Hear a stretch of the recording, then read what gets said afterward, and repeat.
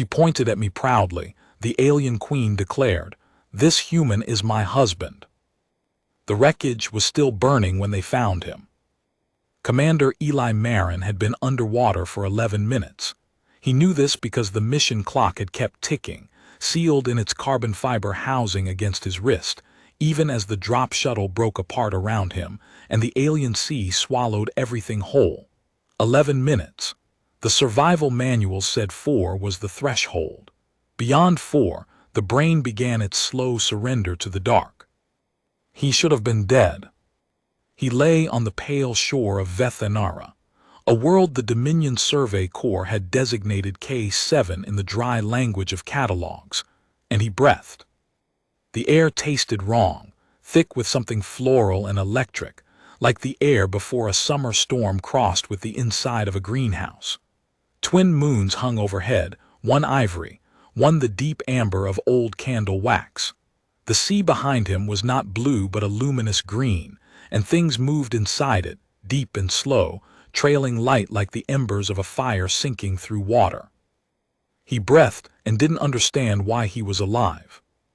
The shuttle had taken a Keth ion lance through the belly during the survey approach.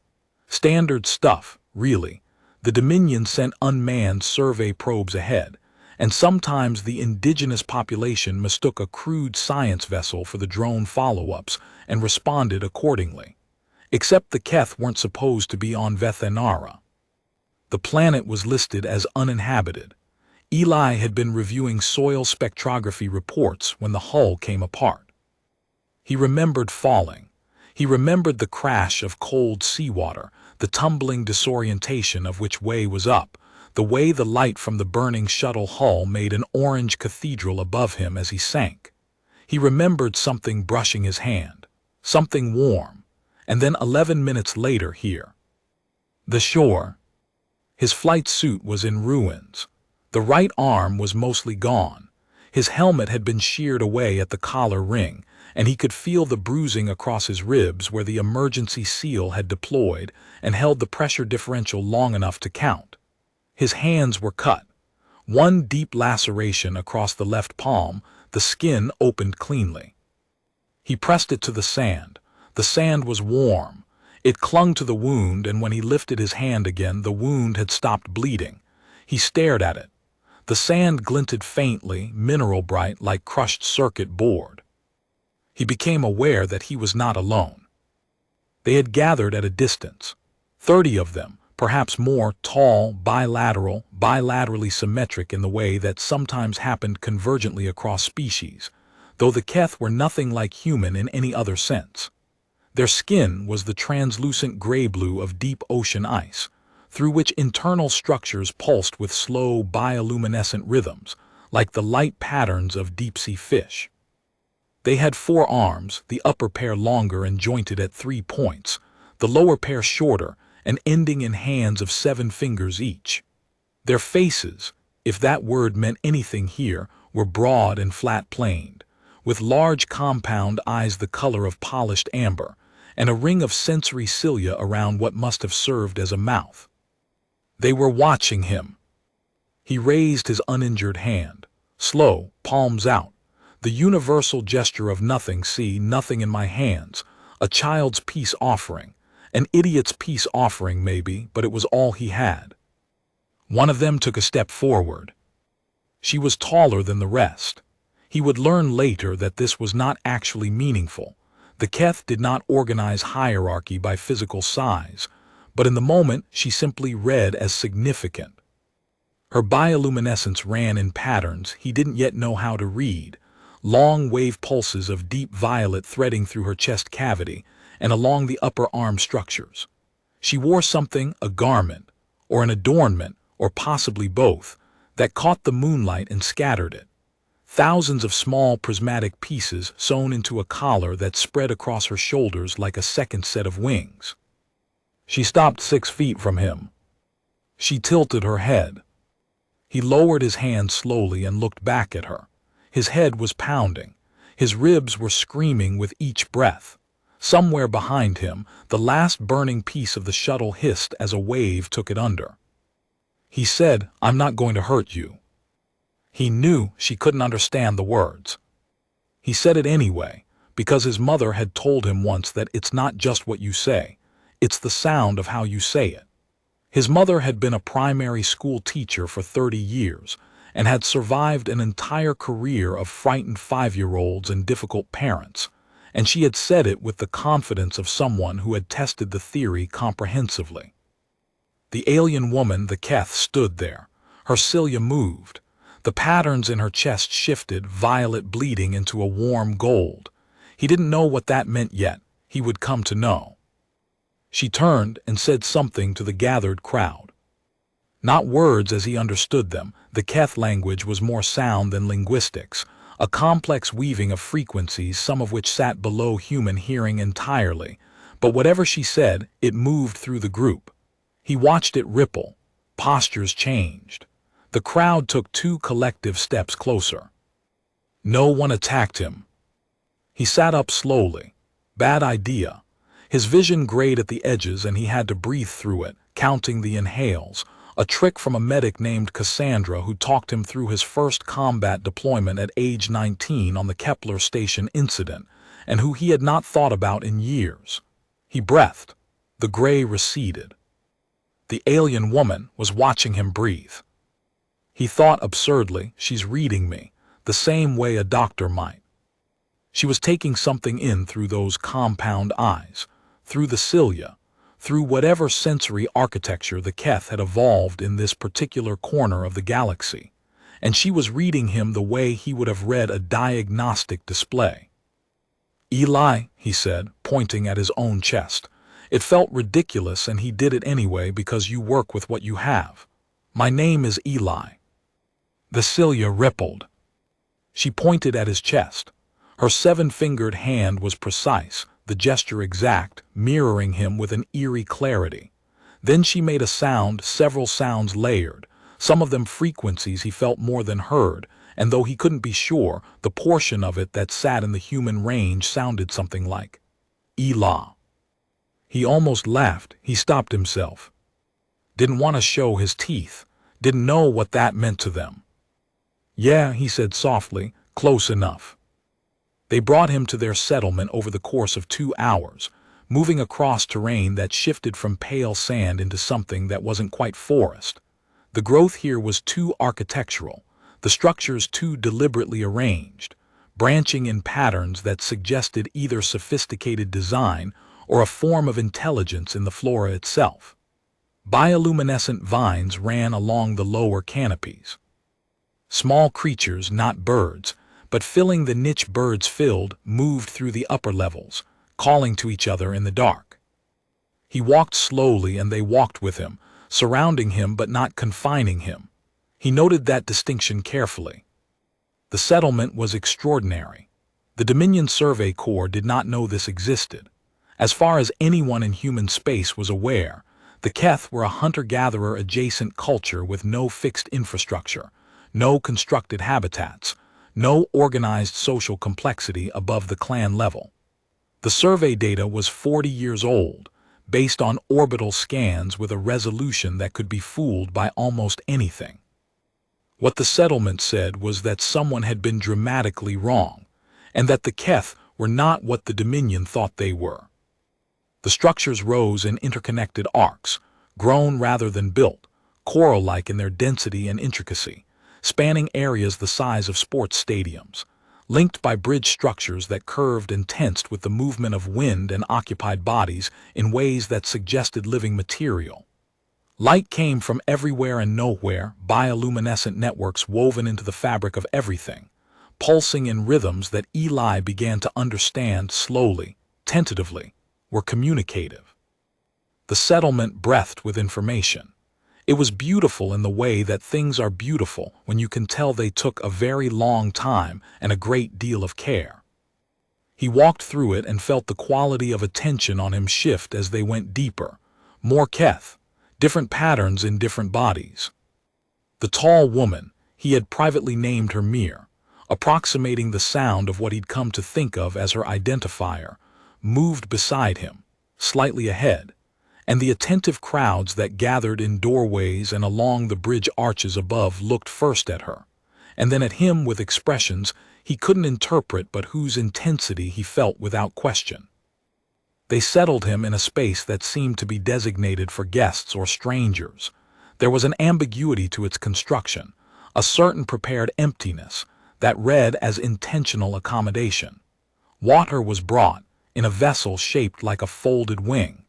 Food he didn't know was food, until he watched Mir eat a portion of it with a gesture so deliberate it could only be tutorial. He ate carefully, identifying what seemed most analogous to protein, avoiding what smelled chemical in ways he couldn't parse. He slept. He did not dream of the crash. He dreamed of his mother's classroom, the specific smell of it, construction paper and tempera paint, and the particular dry warmth of an overworked radiator. And he woke up in the gentle amber light of a Vethanaran dawn with tears on his face and no particular embarrassment about it. Mir was sitting across from him. She had been there a while, he thought, watching him sleep, not in a predatory way, in the way someone sits with an injured animal, monitoring for signs of deterioration or recovery. He sat up. His ribs were still sore, but something had changed overnight. He probed the bruising with his fingers and found it less severe than it should have been. His palm laceration had closed without treatment, the edges knitted together with a neatness that was unusual for an untreated wound. He thought about the sand on the shore and couldn't quite get the thought into a shape that made sense.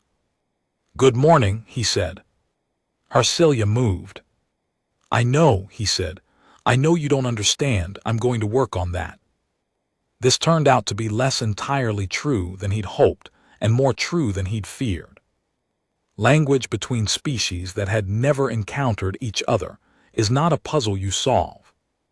It is a thing you build, slowly, collaboratively, out of gesture and accident and patience, and a certain willingness to feel like an idiot in front of an audience that finds you fascinating for reasons you can't yet determine. Eli had a survival training module in his implant that covered the basics of non-verbal interspecies communication, designed primarily around the known alien contacts humanity had made, none of which resembled the Keth, and he used it as a framework while largely discarding its specific recommendations. What he had instead was 37 years of being human, which included 7 years of field survey work in environments that required communication without a shared language, a childhood spent with a mother who taught children whose first language was not English, and a stubborn patience that his ex-wife had described, in the divorce proceedings, as the most infuriating thing about him.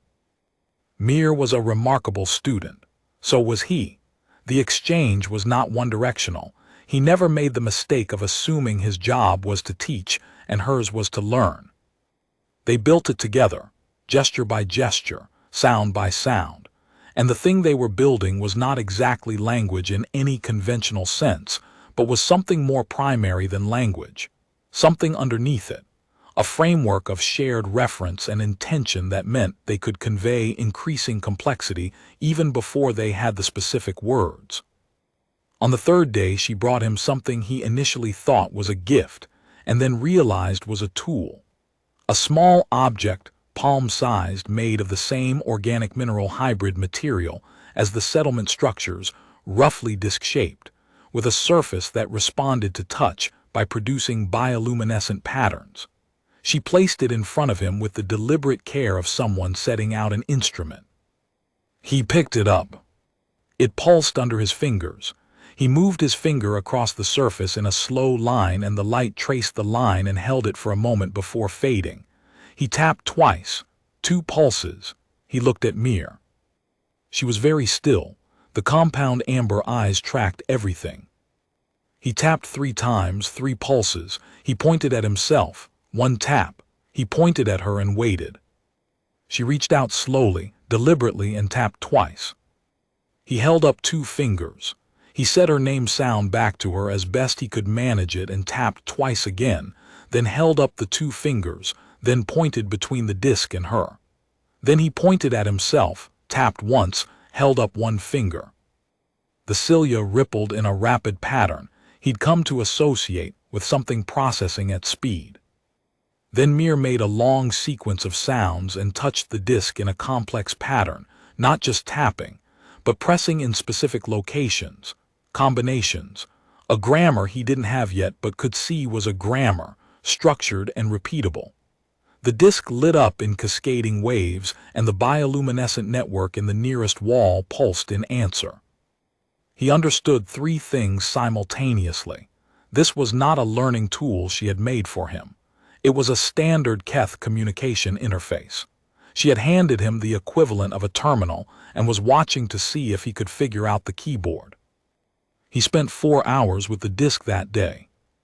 He didn't crack the interface. It would take weeks, and his eventual partial understanding of it would become one of the foundations of the translation initiative he led years later.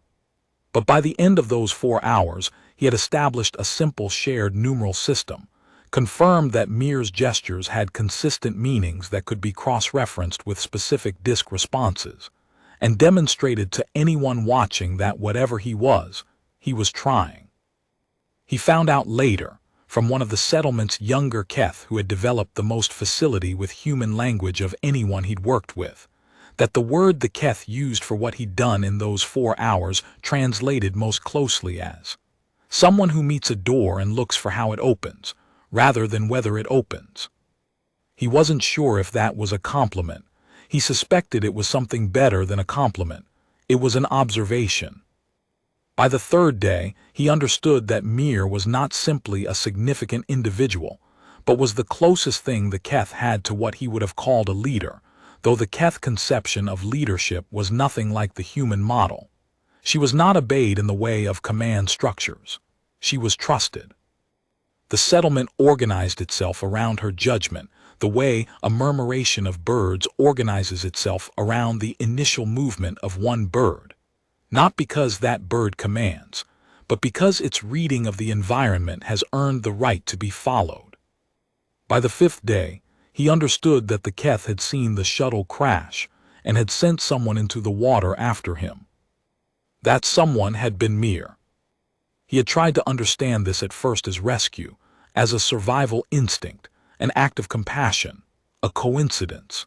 He sat with the understanding for a while in the amber light of the guest space, and felt the weight of the 11 minutes he'd been underwater and the warmth in the sand and the hands, the warm hands he had felt, and concluded that Mir had been underwater with him, in the wreckage, for some portion of those 11 minutes. He looked at her and thought, what does it take for a creature who does not know you to go into wreckage for you? He thought, I would like to be the kind of person who deserves that. By the 2nd week he was learning. Not just language, though that continued. The Keth's spoken communication was deeply complex and layered in ways human linguistics had no framework for, and his implant's translation matrix was built for nothing even close to it. But he was developing his own improvised parallel system, mapping sounds to meanings the way you map landmarks to geography. By the 2nd week, he was learning other things. The Keth were far older than the Dominion Survey Corps understood. Their technology was not recognizable as technology because it was biological in nature. Every piece of infrastructure in the settlement was alive in some sense, grown and guided, and shaped by Keth biological intervention across generations. The light network that threaded through the settlement structures was not installed circuitry. It was a cultivated organism, a colony of bioluminescent life shaped over centuries into a communications and lighting system of extraordinary sophistication. The crystals sewn into Mir's collar were not decorative. He understood this slowly, piecing it together from context and demonstration. The crystals were processors, not in the silicon sense, but in some organic mineral hybrid chemistry that his implant sensors could register but not interpret. Mir wore, around her shoulders, something equivalent to a communications and computation array. The entire garment was active technology, and it had been in her family for what he eventually understood was something approximating 400 years. He sat with that for a while too. One afternoon, he had been marking days on the inside of his wrist in a small grid, a habit from field deployments in difficult terrain when keeping count of days, was a matter of psychological discipline rather than practical necessity. Mir took him on a deliberate walk through the settlement's interior in a way that felt structured, guided, educational. Not the walk of someone showing a guest around. The walk of someone teaching. She stopped at a section of wall where the bioluminescent network ran particularly dense, threading through the growth in patterns that were almost legible as text, and she placed her palm flat against the surface and held it there for about 10 seconds. The patterns shifted, reorganized, and then held a configuration that he could see was different from what had been there before, more ordered, the lines running in directions that didn't match the settlement's ambient display patterns. She took his hand and placed it next to hers on the wall. He held it there. Nothing happened for a long moment. Then, faintly, he felt something not electrical, not thermal, something he didn't have a proper sensory vocabulary for, a kind of pressure or resonance in the bones of his palm. The pattern under his hand shifted slightly, differently than under Mir's. He looked at her. She made the sound he'd mapped as something like interesting or unexpected, and held his hand more firmly against the wall. The pattern shifted again. She made the sound again. He would not understand until much later what had happened in that moment. That the settlement's living network had registered his biological signature and begun the long process of incorporating him into its awareness. That what he had felt in his palm bones was the beginning of recognition. That the Keth did not experience their technology as separate from themselves, and that in some small and preliminary way, for the first time in 3 centuries of human ships passing overhead, the settlement had just experienced a human being not as an observer but as a presence. He thought about the sand on the shore that had healed his hand. He thought about it differently after that. He thought about the Dominion Survey Corps and their 40-year-old orbital scans, and the report he had been reviewing, soil spectrography, when the shuttle came apart, and he felt a specific and distinct shame at the scale of human assumption. The Keth were not pre-technological. They had merely developed along a biological axis rather than a mechanical one, and humanity had looked at them through lenses calibrated for mechanical technology and seen nothing but wilderness. He tried to explain this to Mir. He got, he thought, about 60% of it across.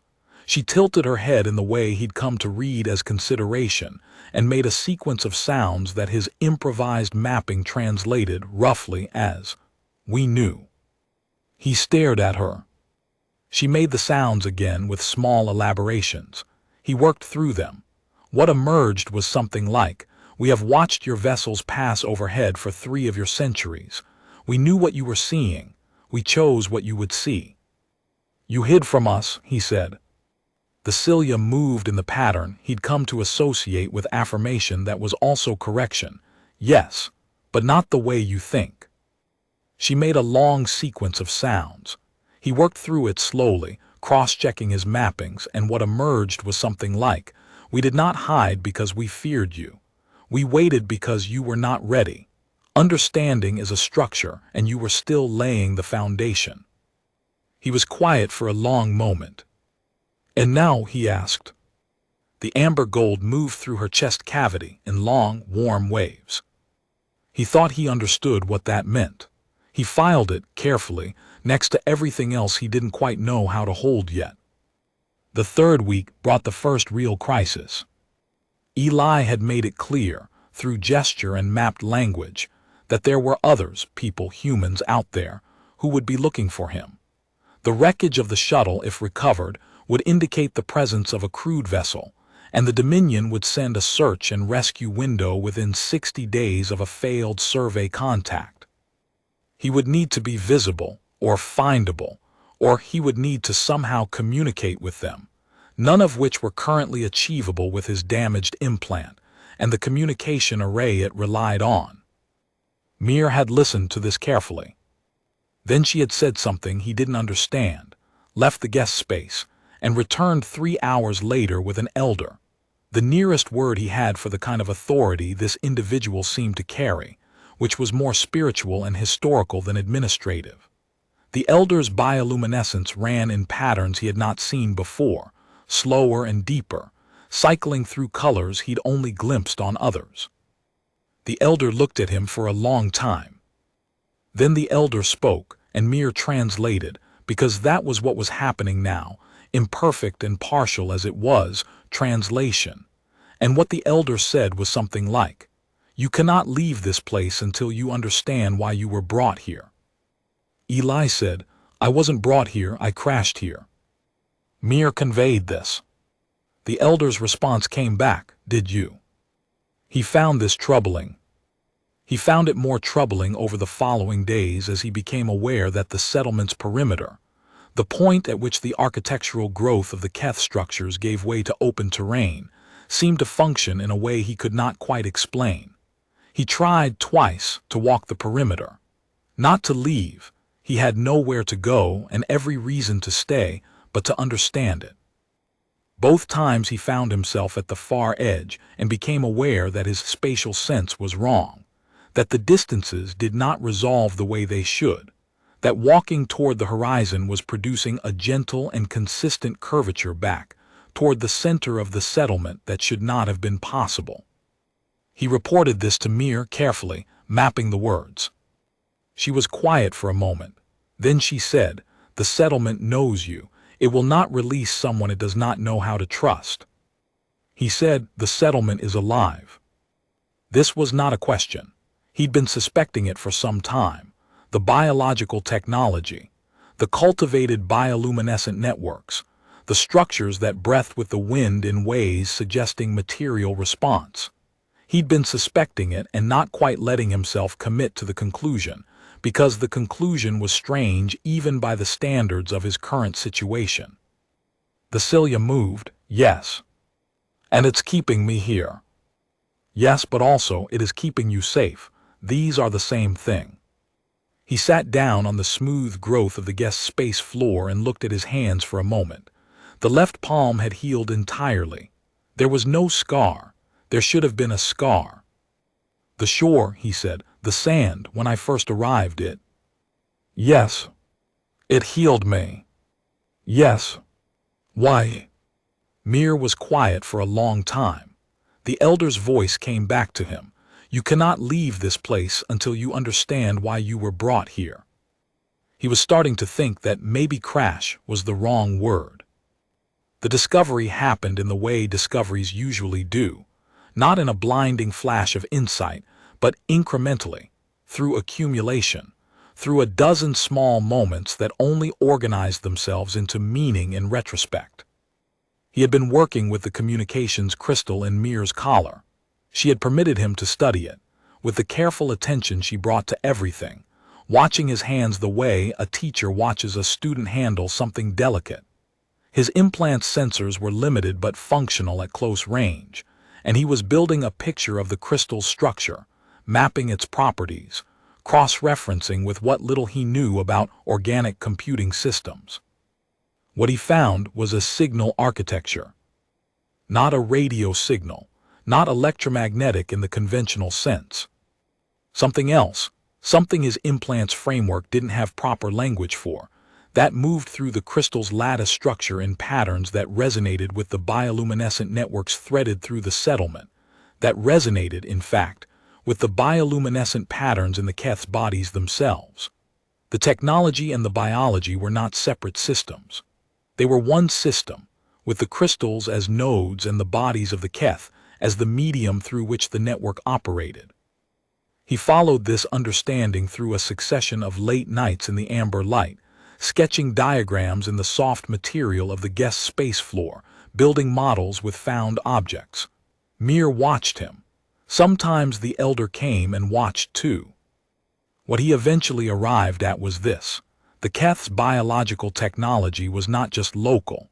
The network extended. It went beyond the settlement, into the root systems of the architectural growth, into the cultivated organisms in the sea that he could see from the shore, into the orbital. He was fairly certain, based on the crystal's resonance patterns, into something in orbit. He drew his best approximation of the diagram and showed it to Mir. She looked at it for a long time. The violet gold patterns moved through her chest in slow, complex sequences. Then she took his hand, the healed left hand, and held it, not with urgency, with intention. She said, "This is why." He said, "I don't understand."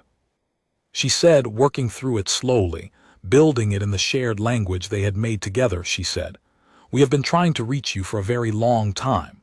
Not you specifically. Your kind. We have been watching your kind pass through this system for 3 centuries, and we have not known how to begin, because the beginning is the hardest part, and the beginning requires someone who will stay long enough to hear." He sat with this. Then he said, "The crash wasn't a crash." She said, "We did not cause the crash. We cannot cause such things. But when your vessel was struck and you were falling, we were ready. We have been ready for a long time." "The 11 minutes," he said, "underwater." "Yes. You kept me alive. We gave you the beginning of what you needed to stay alive.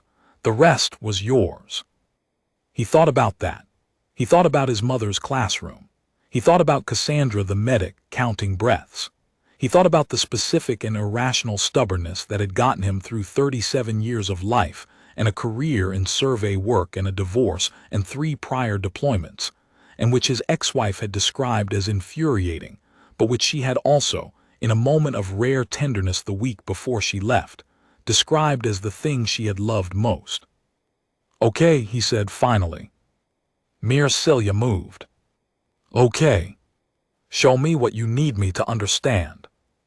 He learned, over the weeks that followed, more than he had learned in the preceding 7 years of survey work combined.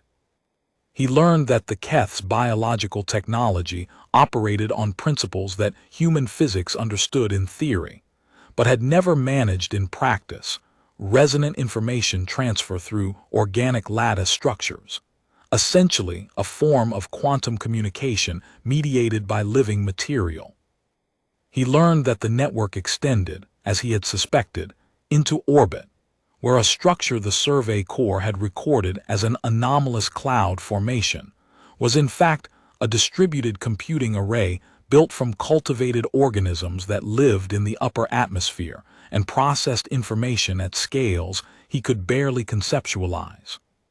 He learned that the Keth had something like a problem, not a crisis. They were careful to communicate that it was not, in their framework, a crisis.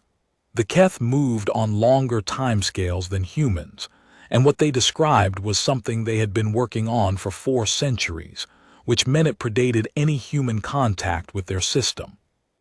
But the problem was real, and the solution, they had concluded, required contact with a species that operated on human timescales, that moved fast and improvised fast and committed fast, because the problem was in some sense a problem of speed. There was another intelligence in this system. Not the Keth, not human. Something old and vast and patient and spreading, and specifically incompatible with biological life, in the way that certain chemical processes are incompatible, not hostile in any purposive sense but causatively destructive.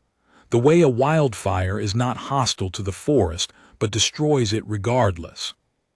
The Keth called it something that translated loosely as the deep silence, a network of non-biological intelligence that propagated through the mineral and crystalline structures of planetary bodies, slow and inevitable, metabolizing the kind of quantum coherence that made biological life possible.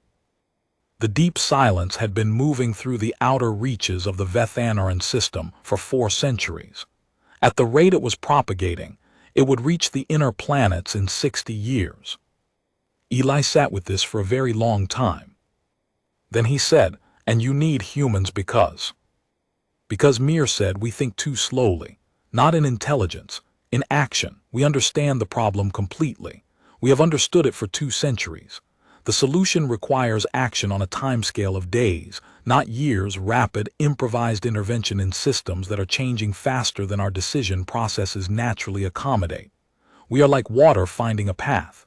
You are like," she paused, searching for the construction, "you are like fire choosing one." He almost smiled. That's not entirely a compliment. The cilia moved in the pattern that he had come to associate with her particular version of humor. I know, but it is what is needed. He was quiet for a moment, turning it over. He looked at the elder, who had not moved or spoken, who was watching him with that deep cycling bioluminescence that he'd come to understand as sustained attention. He looked back at Mir. How long have you been waiting for someone to crash on your shore? She said, we have been ready for 40 years. In that time, 9 of your vessels have passed within range. 8 did not fall. 1 fell, but we could not reach it in time. He felt that land. 9. 8 passed safe, which he was grateful for, and 1 didn't make it, and he understood from the quality of the silence around those words that this was not a neutral statement for Mir. There had been someone in that 9th shuttle. There had been someone the Keth had tried to reach and failed, and the 40-year span of readiness wasn't abstract preparation. It was specific grief carried forward into specific action. He said, I'm sorry. She was quiet for a moment, then she said, so are we. They sat in that for a while. He thought that this was one of the things the survival manuals couldn't teach you, how to share a grief across a language barrier when the words aren't built yet. How to mean it without being able to say it cleanly. They sat in it together, and that was enough. The elder's bioluminescence moved through a slow color he hadn't cataloged before, something in the blue-green range, deep and held, and he thought that this was probably morning. He sat in that color for a while too. Then he said, tell me about the deep silence, tell me everything.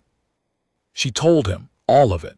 Not in a single sitting, this was a communication built over 3 more days, the elder present for most of it, other Keth arriving and departing as context required. He took notes in his implant's text function, imperfect and partial, filling in the gaps with his own annotations. By the end of it, he had something that looked, if he squinted at it from the right angle, like a technical brief. He thought about the 60 years. He thought about what 60 years meant to a species that thought in centuries, and had already been sitting with this problem for 400.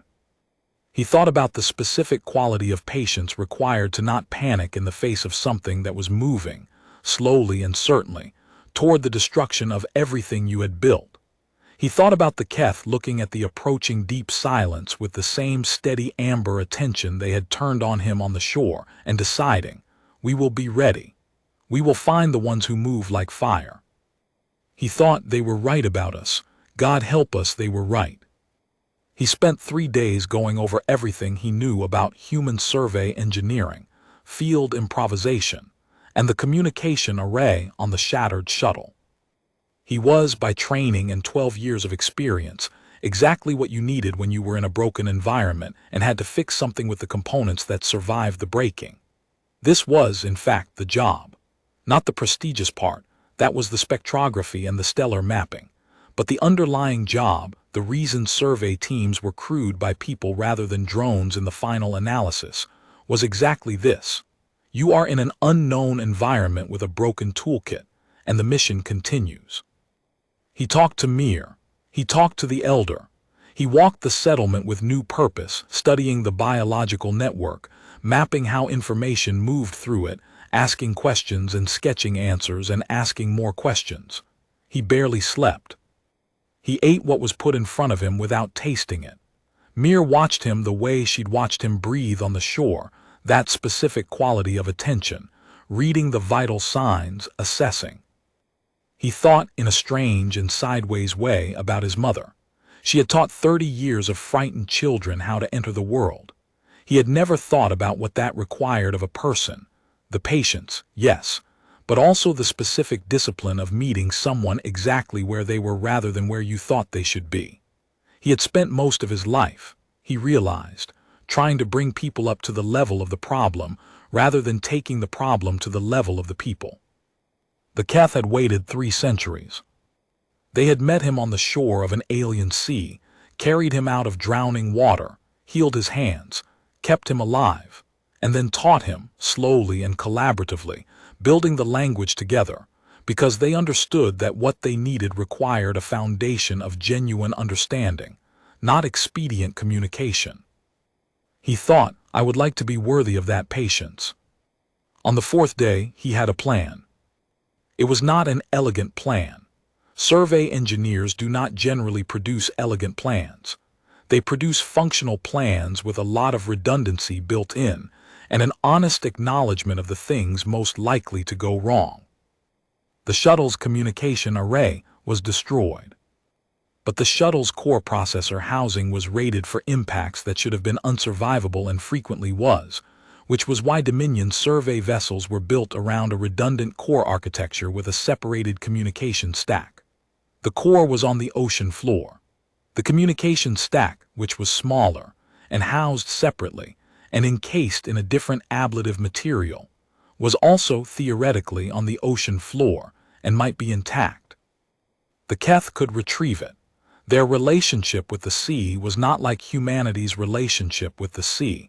They were comfortable in deep water in ways that their biology made possible.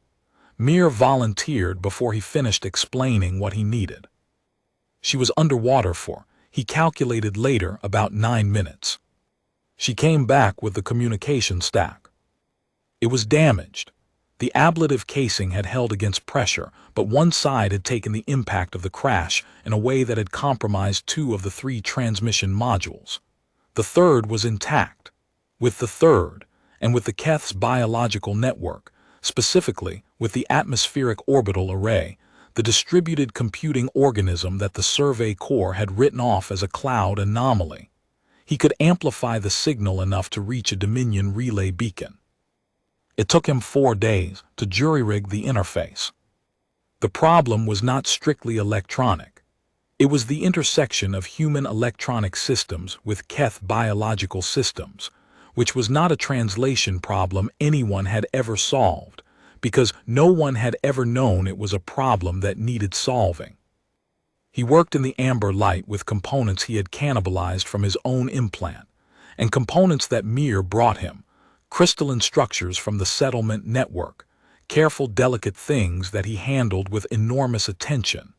And the elder sat nearby and communicated slowly, advice that he was almost certain he understood. He thought about the first morning, and Mir sitting across from him in the dawn light, waiting. He thought about the care of that. He thought about the disc she'd handed him and the 4 hours he'd spent with it, and what the settlement's young engineer had later told him that translated to someone who meets a door and looks for how it opens. He thought that this was exactly that. 2 systems that had never spoken to each other, and a problem that required them to start. On the second day, one of the Keth engineers, a younger individual who had been present for some of his diagram sessions, and had shown, over the past 2 weeks, the kind of nimble cross-referencing intelligence that could recognize a common language problem as distinct from a content problem, came and sat beside him in the amber light and watched him work for a while without speaking. Then the engineer reached over and touched a specific junction in the assembly and made a sound he'd mapped as something close to, "Try here." He looked at where the engineer was pointing. He couldn't immediately see why that junction rather than the 3 others he'd been considering, but he'd learned in 58 days on this world that when a Keth engineer pointed at something it was worth understanding before dismissing. He adjusted the junction. The resonance alignment improved noticeably. Not solved. Better. He looked at the engineer. The engineer's bioluminescence ran in the pattern he associated with professional satisfaction. Then the engineer made a short sequence of sounds that his mapping translated, haltingly, as something like, "Your kind and our kind are different ways of asking the same questions." He thought about that for a long time after the engineer left. He sent the signal on the 32nd day after the crash. It was not a standard emergency beacon. He didn't have the hardware for that. What he had was the 3rd transmission module and a biological relay network that had apparently been operating in this system for 4 centuries. And what he sent was a highly compressed burst transmission on a survey core frequency, encoding as much as he could of what he had learned.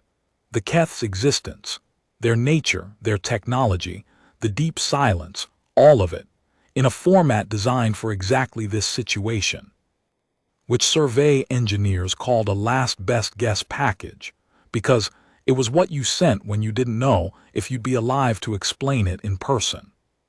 It went out. He sat back and looked at his healed hands and felt the weight of 32 days. Mir said, "Will they understand?"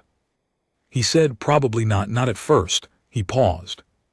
"But I've given them enough to know they need to come back. And when they do," he stopped. He tried to organize what he wanted to say into the shared language they'd built. "When they do, I'd like to introduce them properly, if that's acceptable." The amber gold moved through Mir in long waves, warmer than he'd seen before. She said, "We would like that." Then she said something more. She said it carefully, building it in the shared language the way you build something you've been carrying for a long time, something that's been waiting for the right structure to hold it. He worked through it slowly.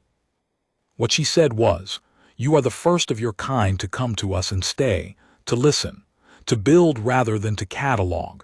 In our understanding, this is the beginning of something, not an event. A beginning. And in our tradition, the one who is the beginning is," she paused, arranging the sounds, "is held, is claimed, not in dominion, in recognition." He was quiet for a moment. "What does that mean exactly?" The elder made a sound, long, complex, multi-layered. Mir was quiet for a moment, and he thought she was deciding how much of this to translate. Then she looked at him with her compound amber eyes and said, directly, building each word with care, "It means that you are mine, that I claim you before our people and in the name of what has begun between your kind and ours, not as a possession, as she worked for the construction, as a promise, that I will stand for you, that you are under my protection and my name, that when your people come, they come through me." He stared at her. "That's," he worked through the implications. "In human terms, that's." "Yes," she said. "I know what it is in your terms. I have been watching your kind pass overhead for 3 centuries, remember." He thought about the shore. He thought about the 11 minutes. He thought about the sand and the healed hands and the patient amber dawn and 32 days of building a language together. And then he thought about the rest of it. The deep silence coming slowly through the outer system, 60 years of runway, a problem that needed human speed and Keth depth, and something they'd build together between the timescales. He thought about what it meant to be claimed by someone who had gone into wreckage for you, who had sat across from you in an alien dawn and waited, patient and precise, for you to come back to yourself, who had put a calm disk in your hands and watched you puzzle at it for 4 hours, not because she was testing whether you were worthy, but because she was making sure you knew how to meet a door and look for how it opens. He thought about the Dominion security corvette in orbit that he was going to have to deal with, and the protocol officer who was coming, and the Keth engineers who were going to need to sit across from human physicists and build a new kind of language for a new kind of problem. He thought about all of it. He thought, there are worse things than being chosen by someone who chose you for reasons you can live up to. He thought, I crashed here with nothing but a broken flight suit and a stubbornness my ex-wife found infuriating. I've been given more than I came with. Okay, he said. Harsilia moved. Yes, he said, I mean yes. The elder made the long ceremonial sound, and all along the settlement the living network pulsed once, deep, violet gold, felt in the chest, felt in the healed bones of the left palm, and every Keth in range opened all 4 arms in the posture of welcome. He felt it move through him like something recognized, like a door opening, like something that had been waiting for him to find it. The Dominion rescue vessel arrived on the 58th day. It was not a single ship but 3, a search and rescue carrier, a second survey vessel, and what he recognized with some unease as a Dominion security corvette, which meant someone in the upper levels had gotten his compressed burst and had responded by sending, along with the people who would look for survivors, the people who handled situations that were not yet classified. He was standing on the shore when they came down, Wearing the remains of his flight suit, Mir had repaired it somehow, using materials from the settlement, and the repair work was stronger than the original in ways he didn't entirely understand. And standing at the edge of the water where the green sea met the pale sand, and the twin moons were fading in the rising of a warm dual dawn, Mir was beside him. Behind her, the settlement had come down to the shore. All of them. Every Keth he'd met over 58 days, and others he hadn't, and the elder in the center of the group, bioluminescence cycling through deep, slow patterns of ceremony. They had dressed for this in ways he understood to be significant even without the specific vocabulary. The crystal collars, the adornments of gathered light, the architectural posture of a people who were not performing for an audience but honoring a moment. The landing shuttle from the rescue carrier came down on the sand 50 meters away. He recognized the Dominion markings. He recognized the caution in the way it descended. The sensor arrays active, the hull plating deployed in the close-range configuration that wasn't quite weapons-ready but was adjacent to it. Commander Yasmine Cole stepped out first. He'd worked with her before briefly, a joint survey operation in the Hadley system. She was competent and careful and had a reputation for not panicking, which was what you wanted in this particular moment. She saw him, she looked past him at the gathered Keth. She looked back at him, she said at a distance, "Marin, you look different." 58 days will do that, he said. She came closer, the Keth were still watching. Not hostile, even someone who'd never encountered them before would have read the quality of their attention as something other than aggression. Cole read it. She was good enough to read it. She stopped at a respectful distance and looked at Mir. Mir looked back. Cole said to Eli quietly, "How do we do this?" He said, slowly, with patience, and with the understanding that we've been completely wrong about who these people are, and that they've been waiting very patiently for us to be ready to find out. Cole was quiet for a moment, then she said, "Brief me." "That'll take a while." "I have time." He almost smiled. "Good, you're going to need it." He turned to Mir. In the shared language they had built together, he said, "These are my people. As you are mine, they are mine. I would like to introduce them to you, properly." Mir's amber gold moved in warm waves. Then she did something he had not seen her do before in the presence of outsiders. She reached out and put her lower hand against his back, between his shoulder blades, a gesture he recognized from the settlement as something done between Keth who were standing together in front of a crowd, a gesture that meant, "I am with this one."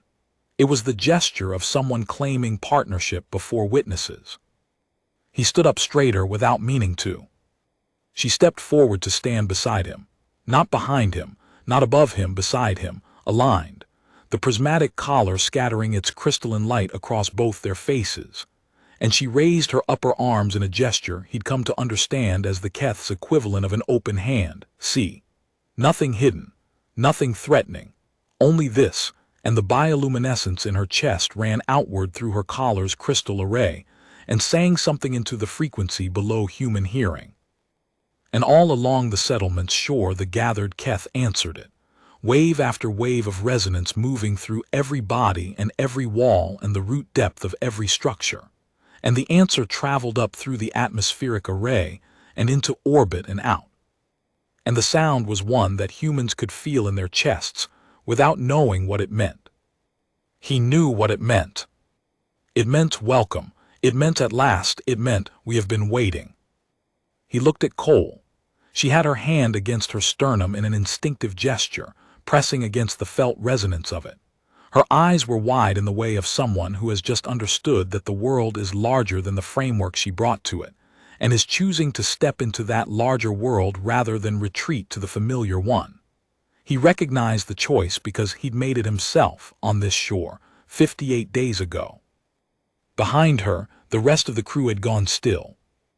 Dr. Ewan, the first contact protocol officer, was looking at Mir with the expression of someone who has spent 15 years preparing for exactly this and is discovering, in the reality of it, that preparation and experience are different countries. Yeah, he said quietly, I know. He looked at Mir.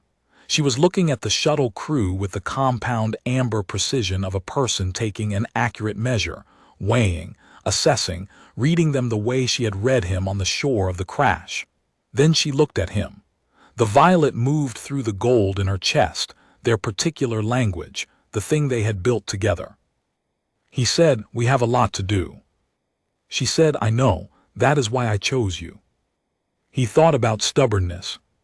He thought about 11 minutes underwater, and an alien hand warm in the wreckage and 32 days of building, meaning out of gesture and sound, and the 60 years ahead of them, and the deep silence moving through the outer dark, and the Dominion security corvette in orbit that was going to require a very careful conversation, and everything he didn't know yet, and everything he was going to need to learn. He thought this is the beginning, not an event, a beginning. We should get to work, he said. Cole was already pulling out her datapad. Mir Celia moved. Above them, the twin moons finished their fading, and the warm dual sun of Vethanara came fully over the horizon and lit the green sea gold. The Dominion Contact Bureau established its first permanent liaison with the Keth 31 months later, on the shore of the same pale beach where Eli Marin had lain for 11 minutes with alien sand in his wounds and come back to himself alive. The deep silence was the first priority, the joint project that emerged from the collaboration, combining the Keth's 4th-century analysis of the problem with humanity's gift for rapid, improvised, ugly but functional solutions, became one of the most significant scientific undertakings in the history of either species. It took 11 years rather than 60. The deep silence was not destroyed. It was redirected, which was the Keth's preferred solution, and which required a degree of patience in the execution that the human engineers had to be talked into rather carefully. But it was redirected, and the Vethanaran system was safe, and the methodology developed in the process gave both species a framework for approaching the problem wherever else it might be encountered. Eli Marin did not lead the scientific project. He was a survey engineer, not a physicist, and he knew his lane. He led the translation initiative, which was more important in the early years than anyone but him had understood it would be, because the problem of two species working together on a timescale critical problem, when one of them thought in years and the other in decades, was not primarily a technical problem. It was a communication problem. He turned out to be good at communication problems. Mir stood with him at the ceremony when the first Contact Bureau station came online. The crystal structures of the Keth's orbital array interfaced with the Dominion's relay network, and their combined signal reached the edge of the system and beyond. She wore the collar he'd studied by sensor light in the amber dawn, and the patterns in it moved with something he read as satisfaction, warm and deep and slow. She said, in their shared language, which was by now considerably more sophisticated than it had been, "You understand what this is?" He said, "A beginning." The cilia moved, "Yes." He said, "I've been thinking about beginnings lately." She said, "I know, I have been reading you." "I know you have." He paused, "I don't mind." The warm amber gold moved through her chest. "I'm not going anywhere," he said. She said, "I know, neither am I." The signal went out from the orbital array, Keth biology and human engineering singing, in a frequency that neither species had possessed alone, and carried with it the beginning of an understanding that would take centuries to complete, and that had started, as all real things start, with one person staying long enough to listen. Above them, the dual sun of Vethanara was setting, and the twin moons were rising, and the green sea moved against the pale shore in its ancient, patient rhythm, and the settlement breathed with light. He pressed his palm, the left one, the one without a scar, against the warm surface of the nearest wall. The bioluminescence pulsed under his hand, not with alarm, not with assessment, with recognition. He thought, This is the place I crashed into and could not leave and came to understand was never a trap. He thought some doors open from the inside. He smiled, quietly, in the way his mother had smiled when a frightened child finally understood the thing she'd been waiting to teach them, without triumph, without relief, just with the deep and patient satisfaction of a thing arrived at in its proper time. Mir took his hand. They stood together as the light changed and watched the world breathe.